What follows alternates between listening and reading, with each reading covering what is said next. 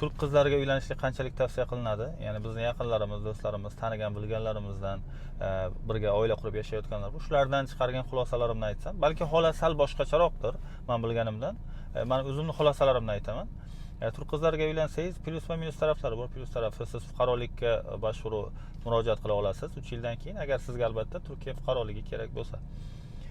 Ya'ni ajratib uylanishligingiz kerak. Ya'ni Yevropaga feminist qizlar ham bu yerda ancha muncha ko'p. Dindorlar ham bor. Dindorlarga uylansangiz ancha ya'ni yaxshi yashaysiz.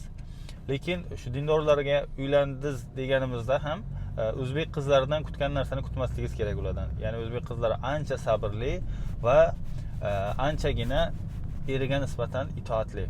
Ya'ni oilada har doim ham sizni aytganingiz bo'lavermaydi. Shu narsaga tayyor bo'lishingiz kerak. Keyin ajralish haqida o'ylamasligingiz kerak. Ya'ni men tanigan bilganlarimdan faqat bittasi ajrashgan, ikkita farzandi bor edi.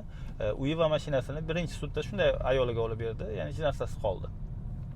Hatto nimani ayolingizni uylandingiz deylik, farzandi bo'lmasa ham nafaqa belgilab berishi mumkin. Agar ayolingizni iqtisodiy imkoniyati yaxshi bo'lmasa. Ya'ni odatda yaxshi bo'lmaydi. Yaxshi bo'lsa ham yaxshi emas deyishaveradi. Masalan, bunaqa kelishmovchilik tufayli ajralayotgan bo'lsa, hattoki ba'zi holatlarda umr bo'yi nafaqa belgilab berishi mumkin mahkama. Siz ajralgan ayolingizga umr bo'yi nafaqa to'lab o'tib ketasiz va bu narsani olib berishadi majbur. Ya'ni siz to'lamayman deya olmaysiz. Shuning uchun shu narsalarga tayyor bo'lib uylanishligingiz kerak. Ya'ni uylansangiz albatta yaxshi taraflari ham bor. Ozgina har bir millatning o'zini nimasi bor, tabiati bor.